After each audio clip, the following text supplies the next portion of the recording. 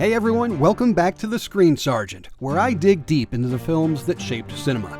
Westerns are one of the greatest American genres, packed with iconic stars like John Wayne, Clint Eastwood, and Randolph Scott.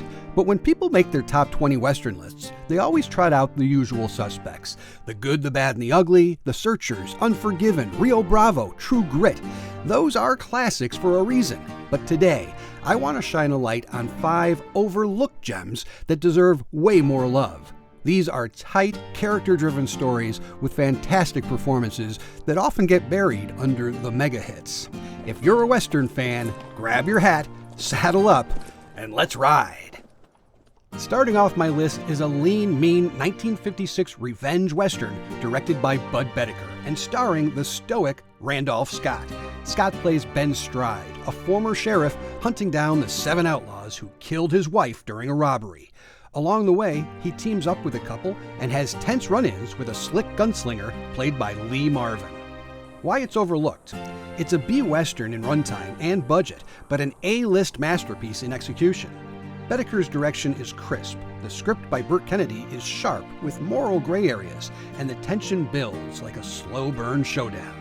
Scott brings quiet intensity, no flashy one-liners, just pure grit. If you love efficient storytelling where every scene counts, this is it. Watch for the dynamic between Scott and Marvin, and that inevitable final confrontation. Next up, another Boetticher-Scott collaboration, and one of their most poetic. Scott is Jefferson Cody, a man who rescues a woman kidnapped by Comanches and must escort her home through hostile territory, dodging outlaws along the way. This one feels like a Western from a bygone era, even in 1960. Short, visually striking in CinemaScope, and full of themes of honor, loss, and redemption. Claude Akins makes a strong antagonist. It's often cited as one of the finest in the series, but flies under the radar compared to bigger studio productions. It's perfect for fans who appreciate atmosphere and character over nonstop action. For my number 3 pick, we saddle up with the Duke himself in Howard Hawks' El Dorado. John Wayne stars as Cole Thornton, a seasoned gunfighter who turns down a lucrative job protecting a ruthless cattle baron because it would mean going up against his old friend, the town sheriff, played by a superb Robert Mitchum. What follows is a fun, character-rich tale of old friends reuniting to defend a town from land grabbers, complete with a young, hot-headed James Caan as Mississippi, and plenty of witty banter. This gets overlooked in top 20 lists because it came out in the shadow of bigger Wayne epics and gets compared directly to Rio Bravo. But El Dorado has its own charm. It's warmer, funnier in places, and the aging gunslinger theme hits perfectly. It's pure entertainment with heart.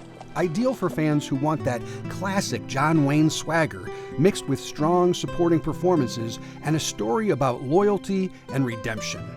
Watch for the chemistry between Wayne and Mitchum, Caan's memorable knife-throwing Mississippi, and those classic Hawks group shots where the real magic happens.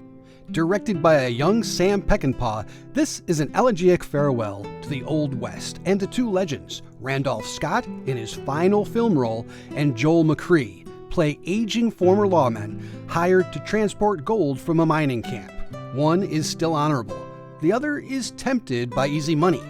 Throw in a young Marriott Hartley, and you've got a story about friendship, aging, and changing times. It's overlooked in top 20 lists because, well, it's Peckinpah just starting out.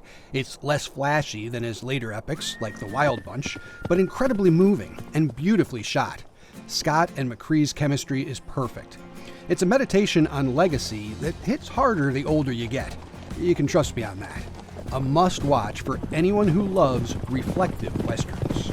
Now my top pick, Clint Eastwood's mysterious, supernatural-tinged Western.